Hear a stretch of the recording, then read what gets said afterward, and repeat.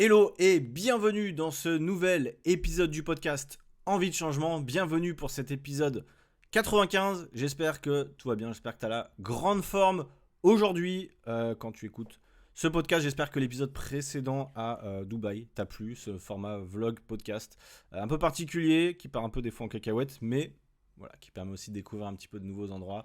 Donc voilà, quelques épisodes de voyage comme ça. J'espère que pour ceux qui aiment le voyage ou pas, ça vous permet de voyager un petit peu à travers mes expériences, c'est que ça vous donnera le goût du voyage, évidemment.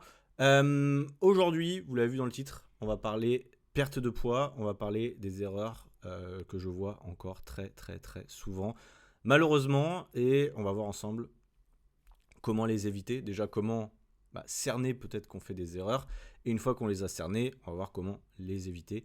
Évidemment, donc il y aura une partie effectivement sur les erreurs, une petite partie, comme d'habitude, journal de bord, je vous parlerai rapidement de mon entraînement, anecdote de voyage, et donc la revue de presse en partie numéro 3 sur les erreurs courantes, et pour finir, un témoignage d'un élève. Ça sera le témoignage aujourd'hui de Yves, qui a perdu 5 kilos lors des 90 derniers jours, et qui a très bien progressé sur plein d'autres facteurs, notamment, on le verra dans une des erreurs, je crois, mais il n'y a pas que le poids qui compte, vous allez voir sur la balance. Il y a d'autres choses, évidemment. On est parti, tout simplement, on est parti sur cet épisode journal de bord, qui va être aussi mêlé un petit peu avec une anecdote de voyage. Donc, pour ceux qui ont suivi, la semaine dernière, j'étais à Dubaï. Aujourd'hui, je me trouve à Chiang Mai, en Thaïlande. Donc voilà, si tu écoutes le podcast et que tu me suis pas vraiment sur Instagram, voilà pour information. Donc voilà, c'est un nouveau cadre. Je suis très content d'être arrivé en Thaïlande. Ça fait très longtemps que je voulais y retourner. Je suis déjà venu une fois à Bangkok une semaine, mais voilà, je connais pas très bien. Et là, je suis très content d'être à Chiang Mai, donc au nord de la Thaïlande. Il n'y a pas la plage ici, mais voilà, c'est très calme, très sympa. Il y a plein de trucs à faire. On fera, je pense, un épisode de podcast sur Chiang Mai. Je pense que je le ferai avec mon ami Clément, coach bras cassé, que vous avez déjà entendu dans le podcast, parce qu'il habite ici. Donc voilà, je vous en parle pas trop sur la vie ici, mais on en reparlera, je pense, avec lui assez rapidement. Donc voilà par rapport à ça. Et du coup, on s'est entraîné. Je me suis entraîné ici à Chiang Mai 2 fois déjà. Il y a beaucoup de salles ici, des salles de sport. Il y en a beaucoup. C'est pas cher. C'est pas cher du tout. On vous en parlera, je pense. C'est plutôt bien équipé. Et ça fait plaisir de pouvoir s'entraîner dans de bonnes conditions. Donc voilà, là j'ai repris un. Je vais voir quel format je vais faire. Cette semaine, je me suis entraîné. Donc lundi, j'ai fait de la course à pied parce que je prenais l'avion le soir. Donc je me suis dit, je vais me faire une petite dépense tranquillos. Donc je suis allé courir à Dubaï. C'était mon dernier jour. Je voulais aussi profiter pour courir et redécouvrir cette belle ville. Le mardi, donc voilà, j'ai pris mon avion le lundi soir. Donc j'étais éclaté le mardi. Pas d'entraînement. Mercredi, j'ai fait un entraînement haut du corps en anticipant que le lendemain on allait faire une séance avec Clément justement bas du corps, donc on a fait haut du corps, bas du corps. Aujourd'hui on est vendredi, je vais certainement me rentraîner encore une fois ou 2 fois, je vais voir en quel format. On va voir, en tout cas on va voir en fonction des habitudes la semaine prochaine quel format je vais adopter plutôt en fonction de tout ça. Mais là hier on a fait une séance bas du corps, c'était très sympa avec de nouveaux exercices notamment que j'avais pas trop l'habitude de faire, donc c'est plutôt cool. La stratégie, et je le vois que ce soit avec Clément ou moi quand je m'entraîne ou avec la plupart des gens, c'est effectivement de commencer quand vous faites des séances même bas du corps ou du corps, c'est de commencer par les exercices évidemment les plus taxants au niveau de l'énergie. Donc là on a commencé par du hack squat potentiellement, donc vous pouvez faire du squat, tout ce que vous voulez. Deuxième exercice, on a fait de la leg press en unilatéral. Donc pareil, un exercice intéressant, mais du coup en unilatéral cette fois-ci. Et après, on a fait quelques exercices pour les ischios et les quadriceps enchaînés en superset. Et c'était largement suffisant. Quelques petites courbatures là en termes de ressenti au niveau des jambes. Sachant que vous le savez, je fais du full body généralement. Et donc justement, le full body me permet d'avoir un volume d'entraînement suffisant sur les jambes. C'est-à-dire que je fais un nombre de séries suffisant sur la semaine, mais répartis différemment, et ce qui fait que les courbatures pour moi sont un petit peu différentes. C'était l'avantage du full body. Peut-être que je vais refaire un haut du corps, bas du corps, ou peut-être que je vais faire un push-pull leg, j'en sais rien. Ça dépend à chaque fois du nombre de fois que tu vas t'entraîner. Moi, vu que c'est toujours un peu instable, les déplacements, tout ça, c'est pour ça que je fais des full body. Je me dis qu'au pire, si je loupe une séance, c'est pas très grave. J'aurais pas de déséquilibre, j'aurais pas fait par exemple 2 séances haut du corps qu'une au bas du corps ou inversement. Donc c'est l'avantage. Pour moi, c'est très flexible, les séances comme ça. Mais ça dépend effectivement du nombre de séances, de ce que vous aimez. Mais voilà, sachez une chose, c'est que globalement, vous aurez des résultats, peu importe votre format. Trouvez le format qui vous va. Il n'y a vraiment pas à chercher beaucoup plus loin que ça en réalité. Donc voilà par rapport à ça. Sinon, rien de spécial. Niveau alimentation ici, on se fait plaisir. On mange à l'extérieur tout le temps, en fait. Parce que j'ai remarqué, et Clément me l'a confirmé, c'est qu'en Thaïlande, tout le monde mange à l'extérieur. Ça coûte quasiment le même prix de manger à l'extérieur qu'à se faire à manger. Et quand on voit comment c'est bien cuisiné ici, c'est très très bon. J'avoue que c'est un peu compliqué de se dire je vais payer le même prix, mais en plus je vais perdre du temps à cuisiner, je vais faire des trucs moins bons que eux. Donc bon, je pense que ça va manger à l'extérieur très très très souvent, quitte à avoir des stratégies, je vous en reparlerai, mais peut-être que 2 repas, on va voir, pour se garder des calories entre guillemets, ou 2 repas plus un snack, je pense, pour arriver à mes 2500 calories à peu près, je pense.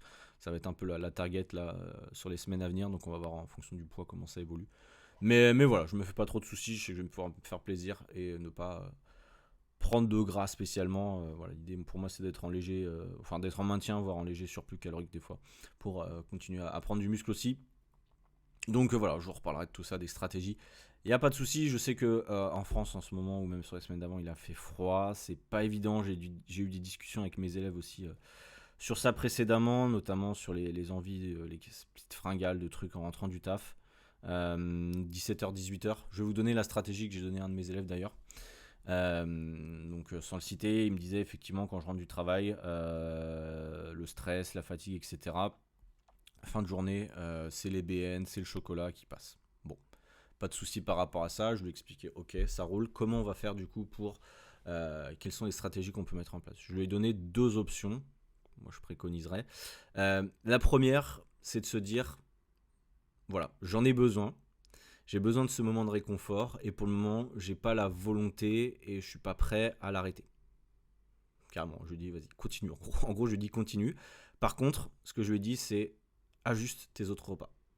Ajuste tes autres repas, soit t'essayes effectivement le midi d'avoir un repas plus rassasiant pour éviter d'avoir cette fringale-là, mais généralement, c'est même pas qu'il a faim, c'est vraiment très psychologique. Donc là, l'idée, c'était de lui dire, bon, garde ça pour le moment, parce que c'est une période de travail intense.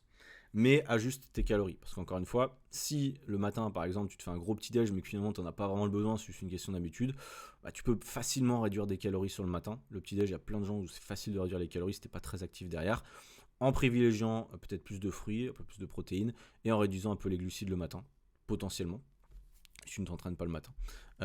Ou pareil sur le repas du soir, peut-être si tu fais beaucoup de BN, etc. Forcément le soir, logiquement, tu as moins faim, donc réduire aussi quelque chose. Généralement, c'est les féculents qu'on peut réduire. Je dis pas d'arrêter, encore une fois, on en parlera peut-être dans les erreurs, mais réduire un petit peu. Je pense que c'est jouable. Donc voilà, ajouter ces autres repas. Ou la deuxième option, parce que lui me disait, ouais, mais moi, ce que j'ai besoin, c'est de me faire plaisir. En gros, il cherche de l'alimentation réconfortante. Et personnellement, moi, j'arrive à trouver de l'alimentation réconfortante, mais qui soit à peu près saine. Encore une fois, ne classez pas les aliments entre bons ou mauvais. Essayez de vous dire, peut-être, qu'il y a des options un peu plus saines, peut-être qui sont dans vos objectifs caloriques et qui répondent aux besoins de santé, mais qui peuvent être réconfortantes. Par exemple, du fromage blanc avec un peu de sirop d'agave ou du miel, avec un peu d'amande par exemple et des fruits coupés. Honnêtement, ça cale bien, c'est bon, tu fous de la cannelle au-dessus ou j'en sais un petit truc, ou même un carré de chocolat que tu fais fondre au micro-ondes. Enfin, tu vois, il y a plein de trucs à faire en réalité, des trucs gourmands. Après, j'ai compris aussi sa problématique, c'est qu'il voulait pas perdre trop de temps. Il se dit, je rentre du taf, je veux manger direct. Bon. Effectivement, le fromage blanc, tout ça à préparer, c'est pas très long, mais ça peut ajouter un petit peu de friction. Donc l'idée, ça va être quoi? Ça va peut-être être effectivement de trouver. Alors, j'ai pas les solutions là devant moi. Vous les avez peut-être devant vous. L'idée, c'est de trouver un snack qui soit rapide à faire pour éviter les frictions, qui soit plutôt sain et qui soit rassasiant. Donc, essayez de chercher sur mon compte Insta, de y en avoir certainement. Ou même, moi, c'est ce que je ferais. Moi, c'est ce que je faisais avant. Je faisais un shaker de protéines. Je foutais des flocons d'avoine et des amandes, de la cannelle dedans, et bim, ça me fait un snack. Honnêtement, ça prend 10 secondes. C'est assez rassasiant, c'est assez sucré, tout ça. Et pour moi, c'est cool, tu vois. Mais encore une fois, je sais que ça rentrait dans mon objectif calorique. Ça faisait peut-être, je sais plus, 300 calories. Je l'avais calculé une fois. L'idée, c'est que tu le calcules une fois. Potentiellement, après, tu as besoin de le calculer. Mais voilà, l'idée, ça va être ça, c'est trouver une alternative qui te fasse plaisir, qui soit pas trop difficile à faire, parce que si tu arrives, il faut faire un bowl cake ou je sais pas quoi, un truc ultra compliqué, t'auras la flemme. Ou alors, faut que tu fasses la veille, à limite, un overnight oat, je sais pas comment on appelle ça en français. C'est pas mal, ça, des fois, j'en achète. Alors, moi, je l'ai jamais fait, mais c'est pas mal. C'est des flocons d'avoine que tu fais un mélange, tout ça, ou t'as pris sur internet. et vous le mettez au frigo toute la nuit. Et le lendemain, c'est vrai que c'est super bon. Ici, j'en mange de temps en temps, ou c'était à Dubaï aussi, j'en avais mangé, je crois. Mais c'est super bon. C'est un peu chiant à faire, peut-être bien. À ce moment-là, il faut les acheter tout fait. Mais voilà. Enfin, il y a plein d'alternatives. En réalité, c'est pas bien compliqué avec Internet. Vous pouvez trouver des idées. Je pense. Donc voilà, trouver des options saines, rapides, qui va vous permettre de changer ces habitudes-là. Ne pas se dire faut que j'arrête de grignoter ou faut que j'arrête, ça serait une erreur, mais de se dire j'arrête de grignoter, se dire comment je peux remplacer cette mauvaise habitude que j'ai commencé à mettre en place par une autre habitude qui me fasse tout autant plaisir, mais qui ne me fasse pas culpabiliser. Voilà, c'est un petit peu l'idée, je vous lance la perche par rapport à ça, parce que je sais que ça concerne beaucoup de monde, et finalement c'est pas si compliqué que ça, mais à un moment il faut se dire voilà, je note ce que je vais faire, j'ai une stratégie, et je mets ça en place et je teste. Donc voilà, je vais voir avec mon élève, je sais pas s'il écoutera le podcast, mais s'il a mis ça en place, je reviendrai vers lui dans une semaine et puis on va voir s'il a réussi à le mettre en place. Je vais le relancer d'ailleurs aujourd'hui sur ça aussi. Donc voilà un petit peu l'idée. Vous l'avez vu dans le titre, on va passer directement à la partie revue de presse. Les erreurs, alors je sais pas exactement si j'en aurais mis 5, 10, 12 dans le titre. Honnêtement, j'en sais rien, il y a tellement d'erreurs qu'on voit. J'ai fait un peu une revue de presse, j'ai regardé un petit peu les sites principaux et les erreurs qui ciblaient effectivement. Moi j'ai déjà fait des posts par rapport à ça, j'ai fait des conférences aussi sur les erreurs. J'en parle souvent, mais parce que je pense que ça fait des bons rappels. Ça fait des bons rappels parce qu'il y a forcément des erreurs que vous faites encore pour la plupart des gens. J'en ai plein devant les yeux, des erreurs. Alors, je vais peut-être les citer un peu pêle-mêle, je vais voir. Mais il y a 2-3 sites qui me semblaient plus intéressants que d'autres, notamment. Et je pense qu'on va commencer par cela. On va commencer par le site de MyProtein. MyProtein, c'est pas mon sponsor, vous le savez. Moi, je travaille avec NutriPure. Mais ils avaient un article qui était plutôt intéressant. Je pense qu'il a été rédigé par un professionnel, ça se voit. Ils n'ont pas mis l'auteur. Ouais, ils ont juste mis la rédac de MyProtein. Bon, j'en sais rien. Donc, sans faire de pub, l'article était plutôt pas mal. Il y a d'autres articles, vous allez voir, j'ai pris Voici. Comme dit, moi, je prends souvent les articles les plus mainstream. Il y a Top Santé. Et des fois, il y a des articles où ils disent un peu de la merde. Et je pense qu'on va essayer aussi d'aller voir et de creuser un peu ce qu'ils disent. Il y a des trucs intéressants. En tout cas, l'erreur numéro 1 sur MyProtein, c'est ils mettent entre guillemets le plus important, c'est le poids sur la balance. Yes, je vous en ai déjà parlé. Ils nous disent les premières choses que font de nombreuses personnes en quête de perte de poids est de se focaliser sur les chiffres sur la balance qui doivent baisser. Faute de quoi, leur chemin vers un nouveau corps n'est pas légitimé. Je ne sais pas qu'on dise ça comme ça, bref. Seulement pour les sportifs et surtout pour celles et ceux qui ont modifié leur alimentation et ont augmenté voire entamé une activité sportive, le poids sur la balance peut souvent ne bouger que très peu, voire pas du tout. Et là, j'ai aussi des exemples d'élèves en tête. La raison étant que pour un même volume, le muscle pèse plus lourd que le gras. Alors oui, ça je mettrai ça quand même. C'est quand même l'article il a 8 ans d'ailleurs, je vous le dis. Il a 8 ans, donc il y a peut-être des trucs. Voilà. Oui, le muscle pèse plus lourd que le gras, mais je crois que je vous l'avais déjà dit. Et attends, on va regarder, on va taper sur Google en même temps. En effet, le rapport entre le poids et le volume des muscles est différent que celui de la graisse. 1 cm3 de viande pèse 1,058 g, alors que le même volume de graisse pèse 0,900 g. Ainsi, pour poids identique, la graisse a un volume de 17% supérieur à celui de la viande. Ils appellent ça de la viande. Google, il vous met aussi des questions que les gens posent. Est-ce que le muscle mange la graisse? Oh là là. Quand on se muscle, on prend du poids. Comment savoir si c'est de la graisse ou du muscle? Pourquoi les muscles se transforment en graisse? Pourquoi les anciens sportifs grossissent? Ah ouais, putain, il y a des questions intéressantes là-dedans. Donc en gros, vous avez compris, le muscle est un peu plus lourd que la graisse. Mais en fait, pas énormément. Et là, d'ailleurs, je vois un article de Santé Magazine, je vais aussi cliquer dessus. Je vais faire comme dans un des épisodes de la dernière fois, je vais aller d'article en article et je vais me retrouver dans 40 000 articles. Mais en fait, 1 kg de gras égale 1 kg de muscle. On n'est pas con, on comprend ça. C'est comme 1 kg de plume et 1 kg de plomb. Ce qu'on veut dire par là, c'est qu'effectivement, la densité est un petit peu différente. Et là, ils le redisent. Effectivement, 1 litre de graisse pèse 0,92 kg, tandis qu'un litre de muscle pèse 1,6 kg. Donc effectivement, il y a une différence de 17%. Donc vous avez compris que oui, il y a une certaine différence, mais c'est pas énorme non plus. Donc encore une fois, ne vous cachez pas derrière je stagne, je dois prendre du muscle et voilà. Oui, ça joue. Oui, si vous faites une recomposition corporelle, ça joue. Mais voilà, n'y a pas que ça. Donc voilà. De plus, les femmes sont sujettes, je reviens à l'article précédent de MyProtein, de plus, les femmes sont sujettes à de fortes fluctuations de poids en fonction de leur cycle menstruel et d'autres facteurs jouant sur la rétention d'eau. Parfois, pour celles-ci, se peser un mauvais jour, entre guillemets, peut faire afficher un kilo de plus sur la balance et anéantir leur motivation. D'où l'intérêt de ne pas se peser tous les jours, j'ai déjà dit plusieurs fois. Pesez-vous 3 fois la semaine dans les mêmes conditions à jeun le matin. Si vous êtes une femme et que vous avez votre cycle menstruel, alors là, c'est encore plus, entre guillemets, important de faire une moyenne et de tenir compte justement des fluctuations, d'accord ? Ne tirez pas des conclusions. Si vous écoutez le podcast, de toute façon, vous ne devez pas, j'ai déjà dit 40 fois, mais vous ne devez pas vous peser tous les jours. Il faut arrêter. Voilà. Vous dégagez la balance de votre vue. Si elle est toujours présente dans la salle de bain, c'est pas normal. Il faut la dégager. Et il faut la ressortir que de temps en temps. Parce que c'est vrai que si elle est tout le temps là, vous allez forcément avoir le réflexe quand vous vous levez le matin, où j'en suis. Du coup, hop, ça peut flinguer votre journée. C'est comme les créateurs de contenu ou ce que vous voulez, ou les gens qui font de la bourse, qui tous les matins, moi c'est ce que je faisais à un moment, j'ouvrais mon compte Instagram et je regardais le nombre d'abonnés que j'avais. Catastrophique. Ou le nombre de likes que j'ai sur mon dernier post, c'est que je sais pas quoi. Catastrophique. Ça peut te flinguer ta journée, elle a même pas commencé. Alors que c'est complètement idiot. Donc voilà, je dis ça pour le poids, moi je fais la même chose pour d'autres trucs. J'en sais rien, ceux qui ont de la crypto ou je sais pas quoi, j'imagine qu'ils doivent faire la même chose, ouvrir leur porte-monnaie de machin, ah mince j'ai perdu, hop c'est la merde, faut que je réagisse tout de suite. Pareil pour la crypto, il y a des fluctuations, pour la bourse il y a des fluctuations, et alors je suis pas expert, mais mais si tu perds un jour, il est possible que le lendemain tu regagnes de la thune, voilà. Donc voyez macro, voyez un petit peu sur le moyen long terme, à chaque fois c'est important.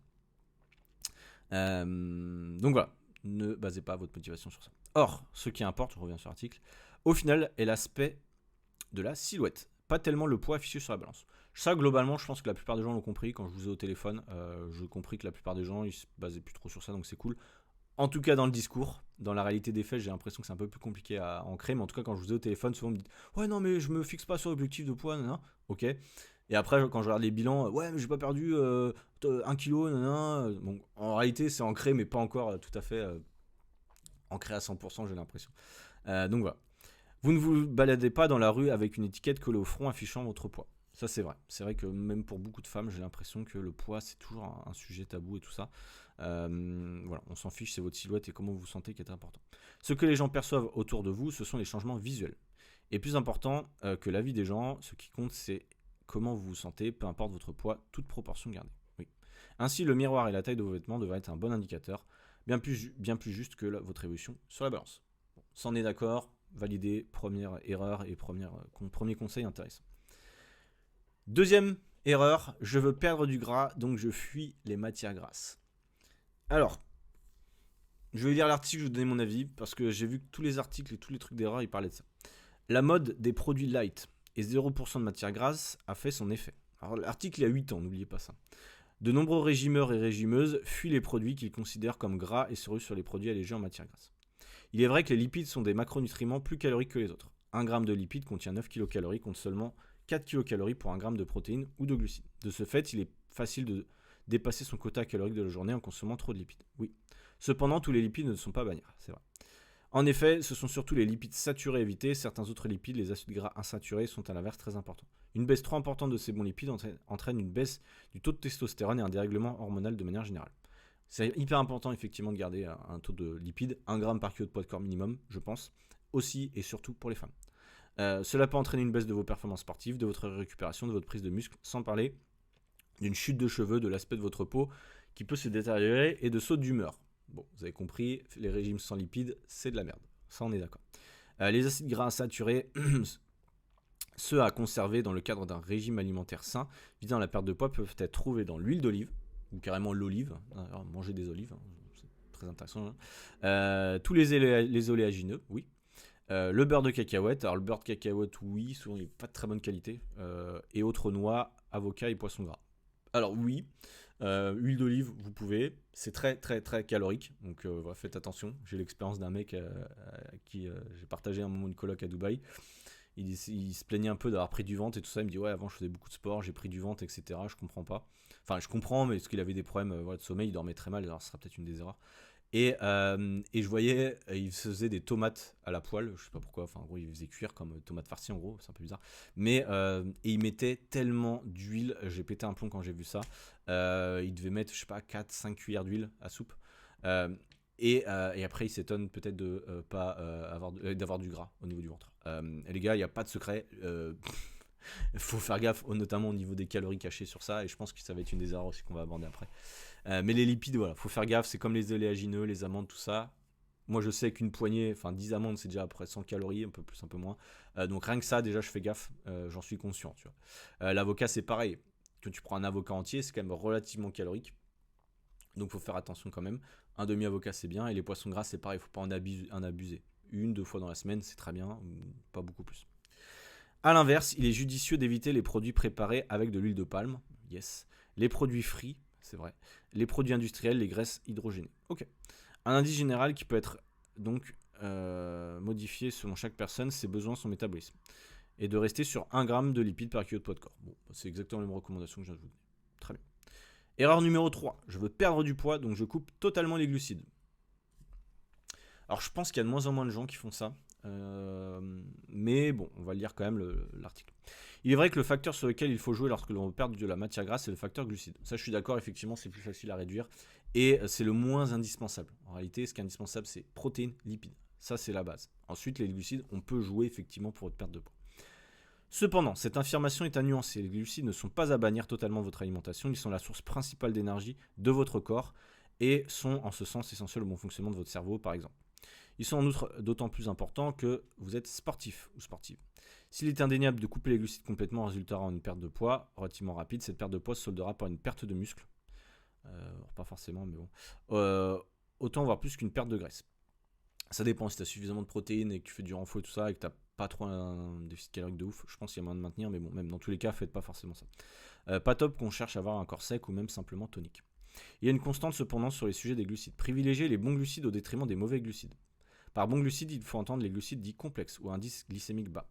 Ces derniers sont par exemple les patates douces, l'avoine, le son d'avoine, le riz complet, toutes les céréales complètes en somme, les légumineuses, pois chiches, etc. Alors le riz complet, j'en ai déjà parlé, c'est oui et non. Faut pas trop en manger, je crois. Il y a pas mal d'antinutriments, donc c'est un peu chiant. Prenez du riz classique, riz basmati, ça fait le taf, du riz complet de temps en temps. Mais ça a moins la cote le riz complet pour plein de raisons, c'est un peu chiant. Vous regardez sur internet. Mais le riz complet, il faudrait l'associer à d'autres choses pour éviter que justement il y ait trop d'antinutriments et que c'est un peu le problème, c'est que ça va empêcher d'absorber d'autres nutriments, d'où le terme antinutriments. Je ne sais plus exactement, des nutriments assez intéressants, donc bon, à voir. Le quinoa aussi, c'est pas mal, ils l'ont pas cité, mais le quinoa c'est pas mal, je trouve aussi. Bref. Et les pommes de terre, mais en général, c'est bien aussi. A l'inverse, évitez les excès de sucreries, de pain blanc, de soda et autres boissons sucrées. Attention à la composition de vos jus de fruits. Optez pour des jus 100% pulpe si vous en consommez, car beaucoup ont du sucre ajouté, de pâtisseries, de viennoiseries, de biscuits industriels. Bon, évidemment, ça vous êtes au courant, c'est pas nouveau.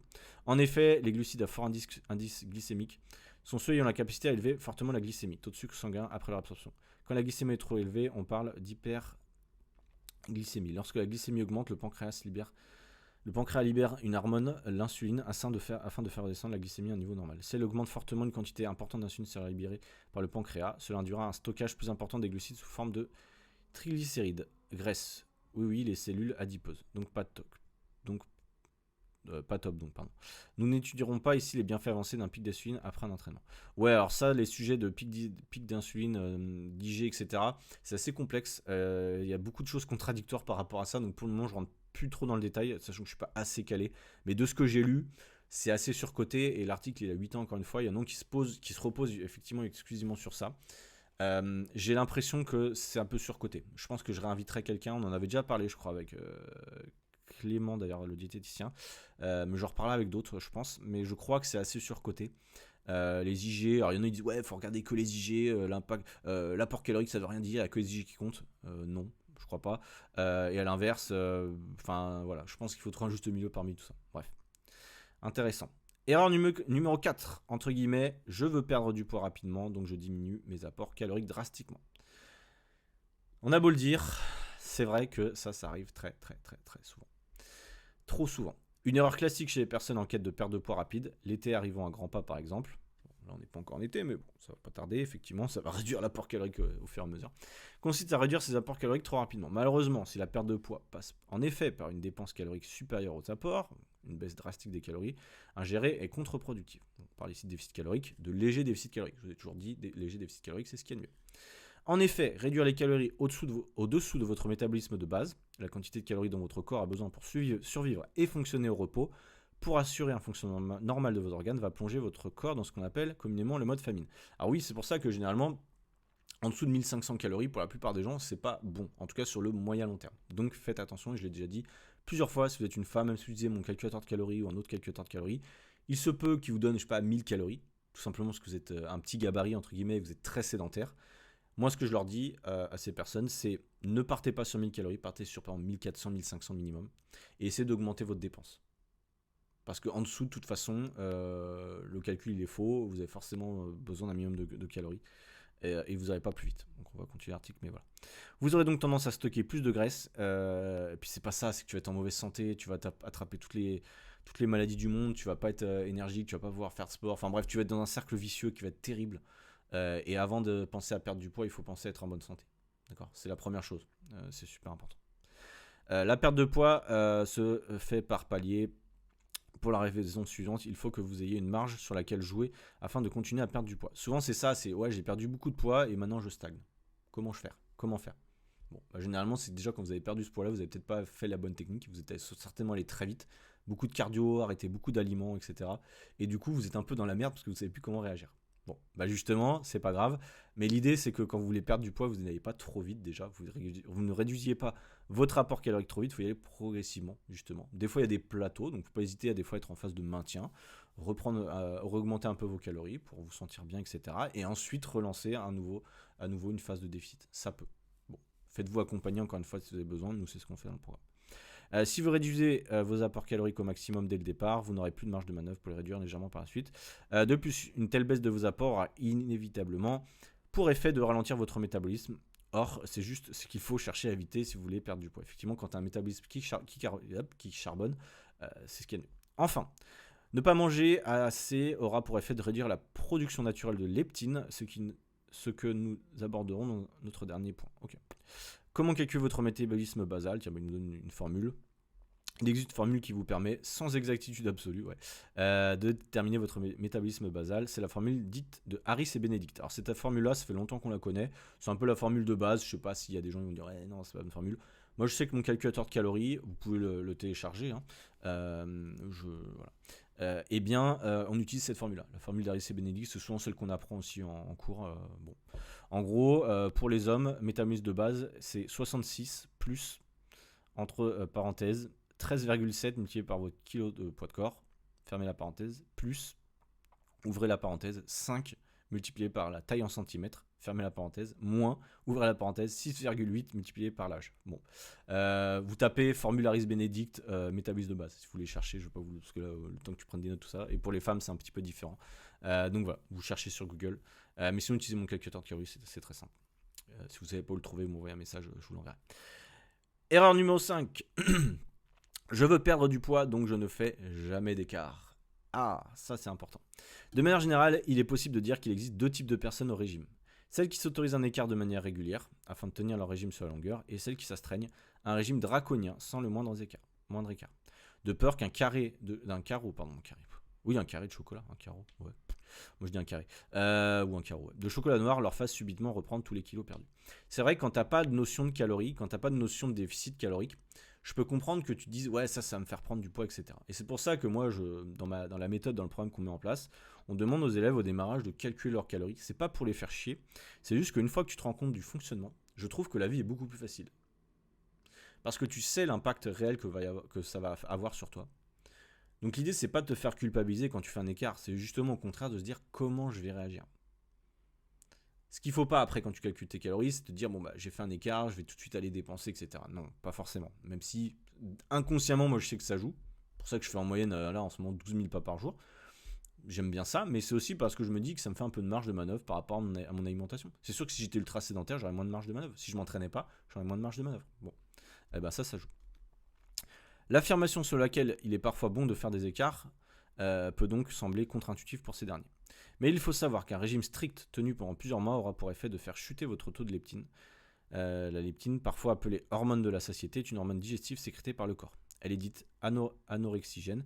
En augmentant la satiété, elle réduit la consommation alimentaire. C'est vrai qu'en fait, un régime alimentaire, une perte de poids, c'est tout simplement lié à la satiété. comment lutter ou augmenter sa satiété. L'idée, c'est de moins avoir faim, entre guillemets, d'être plus rassasié, avec des aliments de qualité et avoir un déficit calorique qui soit cohérent sans mourir de faim. Généralement, c'est ça la strat. Nous, c'est ce qu'on met en place dans le programme. On a des méthodes par rapport à ça. C'est tout. Et le problème, c'est qu'il est là. Les gens qui font une perte de poids et qui ont tout le temps faim, c'est très difficile de lutter contre son cerveau. Votre cerveau va vous envoyer des signaux constamment dès que vous avez un moment de stress ou quoi. J'ai faim. Des fois, c'est de la faim émotionnelle ou psychologique, mais c'est pas grave, c'est très difficile de lutter contre ça. Donc il faut justement trouver des méthodes, etc. Nous, c'est ce qu'on fait dans le programme, pour anticiper ces moments-là, et notamment le snack dont je vous ai parlé tout à l'heure avec mon élève. C'est un petit peu l'idée. Inversement, quand le taux de leptine chute, elle induit une augmentation du stockage des graisses, ainsi qu'une augmentation de la sensation de faim. Quel est le lien entre un régime strict et le taux de leptine ? Non seulement le taux de leptine est proportionnel au taux de masse grasse corporelle, plus le taux de masse grasse est bas, moins le corps sécrète de la leptine. Mais le taux de leptine produit diminue au fil des régimes alimentaires et des restrictions caloriques. Triste réalité. Concrètement, cela veut dire que vos efforts pour tenir votre diète stricte sur le long terme peuvent avoir pour effet de faire chuter votre taux de leptine, d'engendrer un stockage de graisse. Ouais, ok, je sais pas trop exactement. Afin de faire remonter votre taux de leptine, il peut donc être intéressant de faire ponctuellement des écarts, des cheat meals, ou même parfois des cheat days. Alors, ouais, on va y venir après. Il permet d'éviter que votre métabolisme se régule à la baisse et donc de garder un métabolisme assez élevé et de rebooster le taux de leptine. Ou en outre, il est indéniable que les cheat meals procurent un effet psychologique bénéfique. Ils permettent de tenir un régime plus longtemps et permettent de ne pas vous couper de toute vie sociale. Le mot de la fin, afin d'éviter la rétention d'eau, n'oubliez pas de boire suffisamment d'eau. En effet, si vous ne buvez pas assez, votre corps aura tendance à retenir l'eau. Ok. Bon, là, déjà, on a des conseils assez intéressants. Le numéro 5, je vais revenir sur ça. Notamment sur les cheat meals. J'ai trouvé un autre article. Hop. C'est un article qui a été fait par une diététicienne qui s'appelle Pauline Diète. Vous pouvez suivre sur Insta. Je ne la connaissais pas, mais voilà, elle fait du contenu comme moi je peux faire. Elle nous a mis ces 7 erreurs. Je vais vous lire rapidement, mais en gros, l'erreur numéro 1, l'erreur fatale des régimes, supprimer les féculents. Ok, ça on l'a déjà dit. Numéro 2, supprimer le gras. Ok, ça on l'a dit. Numéro 3, s'interdire des aliments est contre-productif. Ok, ça on l'a dit plus ou moins, mais je vous le dis et je vous le redis, ne vous interdisez pas des aliments. 4, compenser les excès, une illusion. En gros, elle nous dit, aussi surprenant que ça peut paraître, notre corps sait se réguler seul dans la prise alimentaire. En se donnant moins faim au prochain repas, il est capable... Ah oui, alors là, ça me fait rire parce que dans l'article, en fait, ils ont cité ce qu'elle avait mis dans un post, mais ils sont craqués. En gros, ils ont mis, en se donnant moins faim au prochain repas, il est capable de stocker 1 kg de gras en 24 heures. Moi, quand j'ai lu ça, je dis mais non, tu peux pas stocker 1 kg de gras en 24 heures. Et en fait, j'ai relu le post qu'elle avait vraiment fait. En fait, ils sont complètement cons, ils ont mal lu le truc. Mais en gros, elle nous dit il est incapable de stocker 1 kg de gras en 24 heures. Donc, même ça, dans l'article de Voici, c'est Gaulmont, là, ils ont même pas repris ce qu'elle a dit. Donc, c'est un peu con. Heureusement qu'en dessous, ils ont mis son post. Donc, je sais pas si elle écoute ça un jour, Pauline Diète. Il faudrait juste leur dire que c'est un peu dommage que leur article il soit mal rédigé. Parce que quelqu'un qui dit ça, qui lit pas ensuite, qui va pas plus loin, qui est pas alerté, il pourrait se dire ah bah non, je prends 1 kg de gras. Non. Donc, voilà. Elle nous dit ce qu'on voit sur la balance, c'est de l'eau et des sels, effectivement. Il faut reprendre ses habitudes alimentaires en mangeant équilibré dès le lendemain. Bon, ça, je vous l'ai déjà dit, c'est normal. Là où, par contre, entre l'article d'il y a 8 ans de MyProtein et l'article aujourd'hui de cette personne, c'est assez marrant. Là, elle nous dit le cheat meal est demi de la perte de poids. Ce n'est vraiment pas une bonne idée. Selon l'experte, attendre toute la semaine pour pouvoir se remplir le ventre, c'est de la restriction. On risque d'être frustré et de se lâcher sur la nourriture. En réalité, le cheat meal, c'est pour les professionnels en période de compétition, non pour le quotidien. La diététicienne conseille d'écouter ses envies, car on n'aura pas besoin de tiramisu matin et soir. Ah, attends, je vais retourner sur son post parce que du coup, ils disent un peu de la daube. Tu risques d'être frustré, de te lâcher sur la nourriture. Ok. Mon conseil, écoutez tes envies. Ok. Alors, est-ce qu'il faut faire un cheat meal ou pas ? Ça dépend ce qu'on entend par là. Je vais donner mon avis. Je pense qu'effectivement, il faut avoir sur la majorité de vos repas des aliments plaisir. Et ne pas partir en mode, effectivement, restriction de la semaine, cheat meal le week-end pour tenir. Ça, c'était le truc pour les professionnels, les bodybuilders, quand ils font des prépas, etc. Où, voilà, il y a des gens pour qui ça peut tenir. Sur le long terme, il faut vraiment avoir une motivation profonde très importante. C'est pas évident. Je pense que pour la plupart des gens, c'est très compliqué. Vous ne saurez pas réagir si la semaine on vous invite, etc. Vous allez dire non, il faut que je fasse gaffe la semaine. Donc bon, moi je conseille, et moi c'est comme ça que je vois toujours la chose, C'est la semaine, je me fais plaisir, mais pas dans l'excès non plus. Pas d'alcool, généralement, j'essaye la semaine, pas d'alcool. Pas forcément de dessert ultra sucré ou en tout cas contrôlé, on va dire. Mais voilà, j'essaie d'être dans mon objectif calorique. La semaine, c'est la semaine, c'est là où je m'entraîne le plus. Donc en fait, je me dis, la semaine, je suis sportif. La semaine, je suis sportif. C'est vraiment, j'ai un switch d'identité la semaine où je me dis, si je veux avoir un corps athlétique, je m'entraîne régulièrement, il faut que mon alimentation, elle soit en rapport avec cette identité de personne sportive. Tu peux pas te dire, je bois 5 verres de vin par jour, je bouffe mal, etc. Oui, je fais un peu de sport et je veux avoir un corps athlétique. Non. Tu n'auras pas le comportement de quelqu'un qui aura un corps athlétique, tonique, en bonne santé. Il faut être logique aussi par rapport à ça. Il n'y a pas de secret, quand on boit beaucoup d'alcool, on n'a pas un corps athlétique tonique. Point. C'est pas possible. Ou c'est très très très compliqué. J'ai déjà réussi à le faire avec certains élèves, mais c'est très compliqué, ils avaient quand même réduit finalement pas mal de leur consommation. Voilà, faut être totalement transparent avec ça. Vous pouvez continuer à boire de l'alcool la semaine, c'est possible, mais ça ne vous fera pas avancer vers votre objectif. Si c'est dans le cadre de votre vie sociale, etc., moi je sais que j'ai des élèves, on le sait, on le calcule, c'est pour ça que c'est calculé, on sait comment ça marche, et ils arrivent à le faire. Mais il faut être accompagné, tout seul ça va être une galère. Donc le cheat meal, why not? Moi je sais que le samedi souvent c'est le jour où je fais pas de sport, généralement, alors je marche beaucoup le samedi aussi, je fais des randos, ou je vais me promener, ou voilà, ou je fais des podcasts. Mais voilà, je suis assez actif, je suis peut-être en surplus calorique, c'est pas très grave, c'est le moment où effectivement je vais manger des choses que j'ai pas l'habitude de manger. Je vais pas parler de cheat meal ou d'exploser tout, c'est juste des repas que j'ai moins l'habitude de manger, généralement, le week-end, enfin, le samedi soir potentiellement, je dis pas que c'est toute la journée. Et généralement, ma stratégie sur le cheat meal du samedi, c'est peut-être de faire que 2 repas. Un repas le midi un peu plus carré, un gros repas le soir. Ou alors 2 repas moyens, un midi, le soir, pour pas être à 10 000 calories non plus. Enfin, c'est pas possible, mais t'as compris. Donc, je pense que ça dépend des gens. Je pense que ça dépend de ton style de vie. Ça dépend si t'es invité souvent, etc. Je vois ça comme ça, généralement. Donc, ne pas dire, ouais, cheat meal c'est mal, cheat meal c'est bien. Non, il n'y a pas de règle par rapport à ça. Encore une fois, de toute façon, tout ce qu'on vous dit, il n'y a pas de règle. C'est à vous de l'adapter en fonction de votre style de vie. Mais voilà, moi je pense que je ne serais pas aussi catégorique qu'elle. C'est pas une erreur, selon moi, de faire des cheat meals. Pareil, ils disent à un moment, là aussi, manger des produits allégés, c'est mauvais. Elle nous dit, en réalité, ils sont de mauvaise qualité avec des listes de E à rallonge et diminue l'assimilation des vitamines. Alors moi, je suis pas d'accord. Elle dit, on oublie le fromage blanc 0%. On prend celui au lait demi-écrémé. Je suis pas forcément d'accord. Même je suis pas d'accord. Je comprends pas pourquoi ils disent tous ça. Enfin, il y a beaucoup de mecs ou de filles qui ont appris ça, j'imagine. Je dis pas qu'il faut manger que des produits allégés.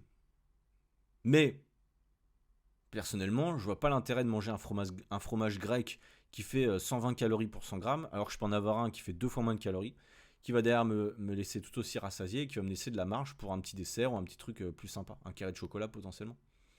Moi j'ai une stratégie globale, tu vois, je vois ça comme ça. Et là, les trucs etc., on en a parlé, je crois, avec les diététiciens que j'ai invités dans le podcast, c'est pas grave. Hein. C'est pas parce que c'est marqué que forcément tu vas mourir en fait.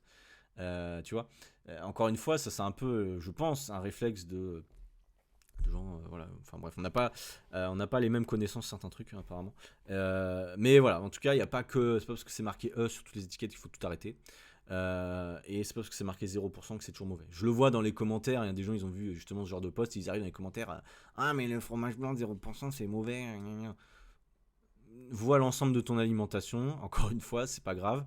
Mais je serais curieux de voir l'alimentation globale des gens qui me disent ça.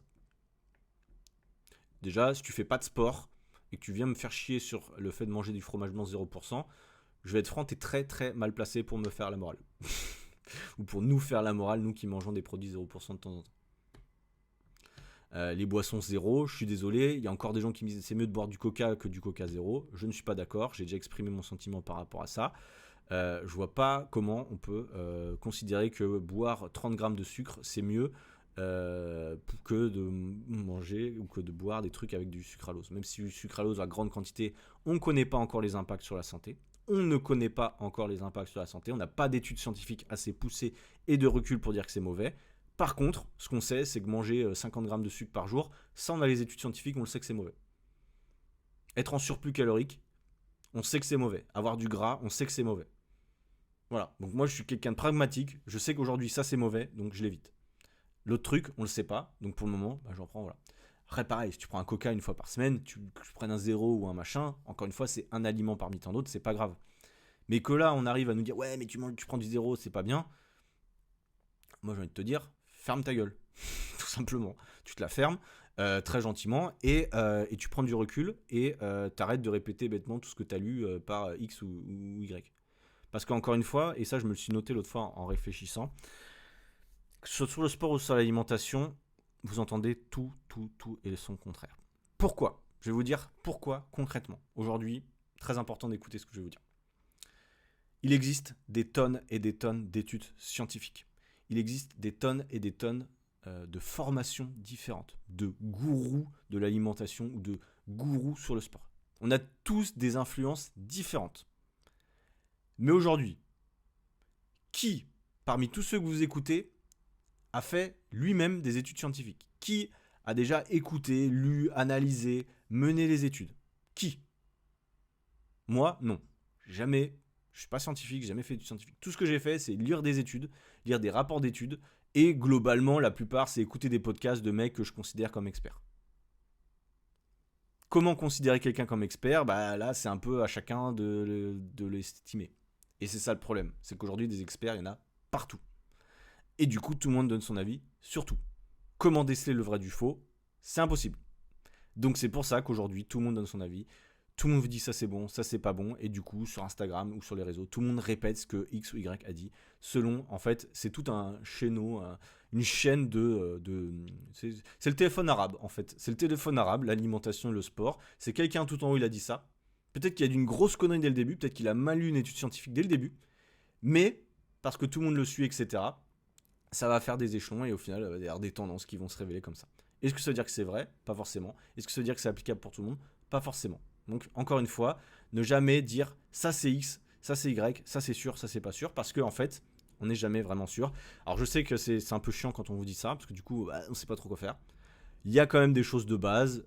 Gardez en tête, c'est pour ça qu'on vous dit de rester simple. N'allez pas trop dans les trucs compliqués, parce que très souvent, quand on va trop dans le détail, on se rend compte que c'est très borderline, qu'il y a toujours une étude qui va dire l'inverse, etc.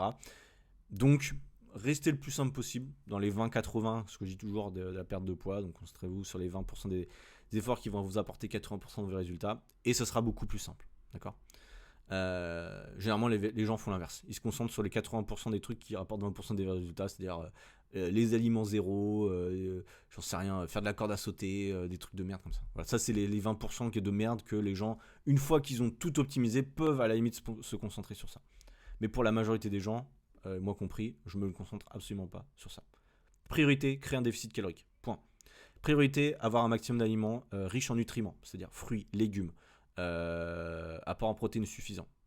Voilà. Règle numéro 3, avoir des aliments que j'aime. Hyper important. Règle numéro 4, être actif tout au long de la journée. Dépenses hors sport. Règle numéro 5, faire un sport que j'aime.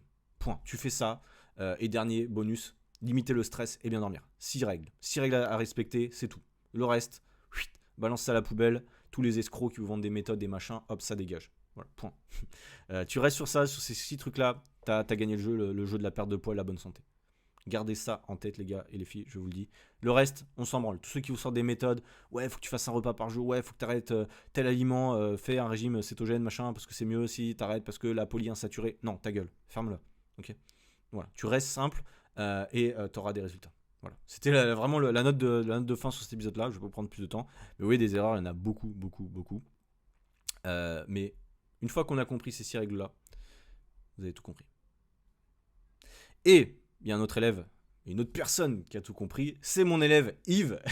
Quelle transition magique. Mon élève Yves qui a perdu 5 kilos lors des 90 derniers jours. Je vais vous passer son petit témoignage. Alors il sera un peu moins long que les autres témoignages que j'avais fait les fois précédentes. Il dure 5 minutes, je crois. Yves, c'est un élève à moi, vous allez le voir. Je l'accompagne déjà depuis un petit moment. On a fait le témoignage il y a quelques mois de cela, mais je l'accompagne encore. Yves, c'est quelqu'un qui allait en salle de sport, il va vous l'expliquer, mais qui ne savait pas quoi faire. Comme 95% des gens. Ce qui est normal. Et en fait, Yves, c'est quelqu'un qui m'envoie des vidéos d'exécution toutes les semaines. J'en ai encore à traiter, je crois qu'il m'en a encore envoyé, il faut vraiment que je le fasse. Il m'en envoie 5-6 par semaine, et c'est comme ça qu'on travaille ensemble. Je vous en ai peut-être déjà parlé, mais c'est super intéressant de voir sa progression. Maintenant, il arrive à faire des tractions, il arrive à faire des dips. Quant à la base, il n'arrivait pas du tout à en faire. Même pour les pompes, globalement, on a beaucoup travaillé sur ça. Et maintenant, il fait des belles pompes. Au démarrage, il faisait des pompes, bras écartés, amplitude un petit peu réduite, on va dire, mais comme naturellement beaucoup de gens. Et là, du coup, il travaille de façon efficace. Les machines, c'est pareil. Les élévations latérales, c'est pareil. Tout ça, c'est des exos qu'on a travaillé. On a beaucoup travaillé là-dessus. Et du coup, maintenant, il est très à l'aise. Et je suis très content de vous partager son témoignage. Vous allez comprendre pourquoi c'est important potentiellement de vous faire accompagner. Je dis ça parce que j'ai encore fait le post. Vous savez, je fais un post régulièrement. Vous pourrez aller voir, c'est assez rigolo. Où je fais une comparaison. Je vais ouvrir mon Insta et je vais vous en parler. Entre être tout seul et se faire accompagner. C'est un post qui est toujours un petit peu polémique. Et il y a toujours les Jean-Michel, je sais mieux faire tout seul, ou les coachs c'est trop cher qui ramènent leurs fraises. Si vous écoutez le podcast, je pense que vous savez pourquoi c'est important de vous faire accompagner. Si vous n'êtes pas encore passé par là, ça viendra un jour, je vous le souhaite.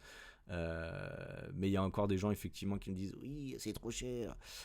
Tout seul c'est mieux parce que c'est gratuit. Voilà, ça c'est des belles mentalités. Je me souviens qu'une fois il y avait un investisseur en crypto, je sais plus quoi, qui avait mis ça comme commentaire. Parce que j'avais été voir son profil et d'ailleurs je lui avais dit c'est super pour un investisseur en crypto de ne pas vouloir investir sur sa santé, tu vois. Belle mentalité mon jeune ami. Et là il y a effectivement des commentaires, il me dit c'est bien mais les coachs c'est cher, j'ai pas les moyens. Bon ça ok.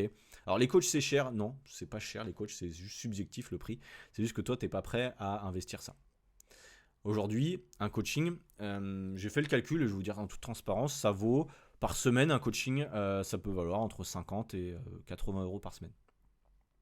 Un coaching même en ligne, ça peut valoir à peu près ça, par semaine. Est-ce que, sur une semaine, alors ça dépend, effectivement, je ne vais pas vous faire la morale sur la gestion de votre salaire, etc. Mais 50 euros par semaine, quand on réfléchit bien, pour beaucoup de gens, ça se trouve. Soit dans un abonnement qui ne nous sert à rien, on a des abonnements même Netflix ou Spotify ou des trucs, voilà. Pas Spotify, vous écoutez le podcast, mais ou des abonnements où vous pouvez l'écouter gratuitement d'ailleurs, ou des abonnements de merde, ou un Uber Eats en moins, ou 3-4 pintes en moins, voilà. En réalité, souvent, 50 euros par semaine, ça s'économise pour beaucoup de monde. Pas pour tout le monde, encore une fois, mais pour beaucoup de monde, d'accord. Donc voilà. Et un autre commentaire d'ailleurs, il nous dit tu as oublié, sans coach égale gratos, il voulait mettre gratos je pense, avec coach une blinde.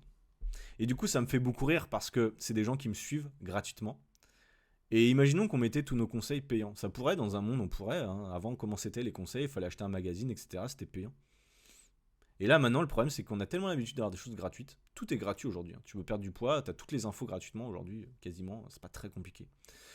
Mais ce qu'ils ont oublié, et c'est ce que je mets dans le truc, c'est qu'un coach, il va déjà te pousser à te dépasser. Tu auras plus de chances d'atteindre ton objectif que tout seul, tu vas rester dans ta zone de confort. Tu vas faire les mêmes erreurs encore et encore. Tu ne sauras pas réagir si tu stagnes. Tu auras plus de risques d'abandonner. Tu auras plus de risques de te blesser. Et ça, c'est obligatoire. Celui qui me dit « Ouais, non, c'est pas vrai », je ne crois pas. Non, je crois pas. Il y a une fille, elle m'a dit « Mort de rire, ça dépend des gens. Ne nous mettez pas tous dans le même paquet SVP. » Bon, encore une fois, je pense que c'est des gens qui ont moins de 20 ans et qui... Peu de réflexion parce que c'est assez bizarre comme commentaire et je mets pas tout le monde dans le même paquet évidemment, mais globalement j'ai suffisamment d'expérience pour connaître un peu la perte de poids. Il y a des gens qui arrivent tout seuls, mais tous ceux que j'ai au téléphone ils ont tous essayé tout seuls par eux-mêmes et aujourd'hui ils n'ont pas forcément eu de résultat. Bon, peut-être temps de faire appel à quelqu'un pour tester de nouvelles méthodes. Je l'ai déjà dit plein de fois, se faire accompagner c'est le meilleur investissement sur votre santé que vous pouvez faire. C'est mieux que s'acheter un iPhone. C'est mieux que de s'acheter je sais pas quoi. Parce qu'en réalité, le bonheur d'être en bonne forme, le bonheur de tous les matins se regarder dans la glace après la douche, c'est de se dire j'aime mon physique, je me sens bien. Pour vous dire que ça vaut 10 000 iPhones. Vraiment. Hein. Mais on se rend pas compte à quel point c'est sous-estimé d'avoir un corps en bonne santé et de se sentir bien. Vraiment. Hein. Ça n'a pas de prix. Et quand quelqu'un me dit un coach c'est trop cher, tu vois, enfin là tu vois un petit peu ma réflexion, mais je me dis mais en fait tu te rends pas compte de ce que tu dis. Tu te rends pas compte que si tu réfléchis 5 secondes, aujourd'hui tu es peut-être mal dans ton corps, et tu dis c'est trop cher, alors que tu vas dépenser de l'argent peut-être dans un truc futile, un bonheur instantané. Ce que je peux comprendre, encore une fois, c'est pas évident, voilà. Mais voilà, c'est quand même dommage. C'est une réflexion que nous on a avec beaucoup de recul, et tous mes élèves l'ont, cette réflexion-là, une fois qu'ils ont rentré dans le coaching, ou même quand ils ont fait un appel avec moi, généralement ils l'ont compris. Mais si tu écoutes le podcast, t'as pas encore cerné ça, peut-être que c'est important de réfléchir, ou en tout cas de passer à l'action sur ça, et tu verras que ça change tout. Ça change tout, il y a des témoignages dans le truc. Choupette, elle nous dit j'ai un coach exceptionnel, 7 kilos de perdu en un an et je maîtrise beaucoup plus beaucoup d'exercices grâce à lui. Objectif actuel, passé, ma première traction et muscler mon fessier tout en continuant de bosser. Le reste en coaching, plus les cours collectifs 3-4 fois par semaine. Ça c'est top, tu vois, c'est un super commentaire et tous mes élèves, de toute façon, c'est normal, ils sont passés par là, donc voilà. Mais je vous assure que j'ai pas un élève qui va me dire ouais non, le coaching ça sert à rien. Après 3 mois, c'est impossible, il va apprendre des choses, il va voir son corps se transformer. C'est gagnant à mort. Enfin bref, on va se laisser sur ça, je vous laisse sur le témoignage de Yves, je voulais juste rebondir sur ce post parce que ça me fait toujours... Ça me fait un peu rire, ça me fait un peu de la peine, mais je me dis que c'est normal et que c'est des gens qui sont pas encore prêts et que faut pas... Parce qu'il y a 3 commentaires, il y a aussi 278 likes, donc j'imagine que la plupart des gens ont compris. Mais voilà, ça me fait toujours un petit peu bizarre, je me dis putain, ça fait chier, ils ont toujours pas compris. Mais on pourra pas changer les mentalités de tout le monde, donc voilà. Bref, je vous laisse, je vous souhaite un excellent début de journée ou fin de journée comme d'hab, et on se donne rendez-vous la semaine prochaine après le petit témoignage de Yves. À très vite. Ciao, bye. Je m'appelle Yves, j'ai 35 ans, je viens de Seine-et-Marne, en Île-de-France, et je suis commerçant. Je m'étais inscrit à la salle de sport quand même depuis un petit moment, mais j'avais du mal à avoir des repères, à savoir quoi faire dans la salle. J'avais vraiment envie d'être efficient, on va dire, à la salle de sport et de faire des mouvements utiles et de qualité. J'étais vraiment perdu, donc ça m'a bien aidé. Sortie de l'hiver, j'avais pris quelques kilos, mais mon idée c'était plutôt d'avoir un physique un peu plus athlétique, de pouvoir me regarder dans la glace et d'avoir un physique plus agréable. J'avais une alimentation qui était plutôt saine la semaine, mais avec pas mal d'excès le week-end. J'ai tenté là sur ces 3 derniers mois de réduire un petit peu les excès, même si j'en ai gardé pas mal. Clairement, le fait de pouvoir filmer les exercices, de te les envoyer, d'avoir un retour commenté sur les petites astuces pour améliorer les mouvements, bon bah ça c'est vraiment chouette. Ça m'a beaucoup aidé. Sur l'alimentation, écoute. L'application MyFitnessPal permet finalement de mesurer un petit peu ses apports journaliers et hebdo. Et c'est vrai que c'est quelque chose sur lequel je ne m'étais jamais penché. Et bah, c'est un vrai coup de pouce, je pense, pour savoir où on en est.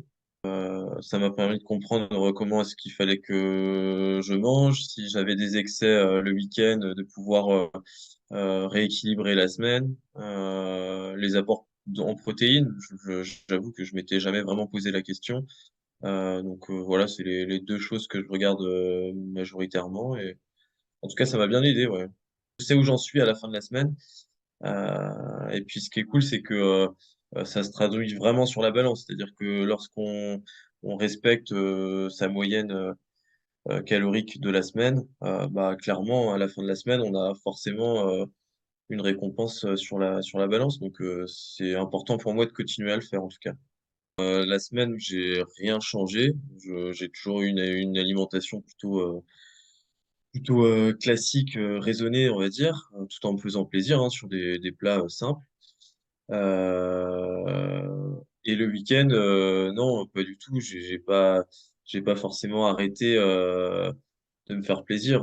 Bien au contraire, au début, ça m'inquiétait un peu, mais en réalité, non. Je mange, je fais des repas assez conséquents où il m'arrive aussi de boire de l'alcool, voire même parfois un peu trop. Et bon, voilà. En tout cas, j'ai pas. Enfin, voilà. Je sais que ça rentre dans ma moyenne hebdomadaire, donc je suis plutôt rassuré. Perte de poids, je devais être à 86, 87, quelque chose comme ça, pour 1m81.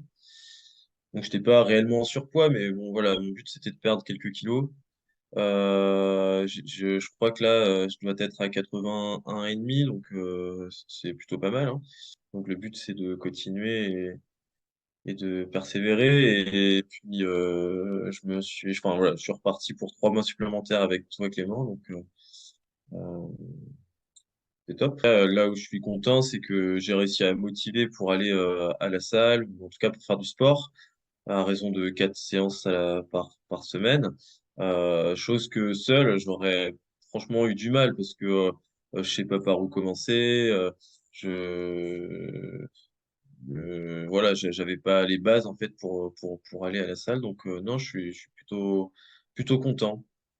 Moi, je pense qu'il faut se lancer, puisque une personne comme moi qui a pas les bases à la salle de sport et qui découvre un peu l'univers du fitness, c'est compliqué de se lancer seul, à moins d'avoir un coach comme toi en ligne ou en physique. Je trouve ça vraiment compliqué de se lancer et de partir de rien. Donc voilà, je pense que si on a un minimum de motivation et de ténacité, je pense qu'il faut y aller. Il y a pas à hésiter, quoi.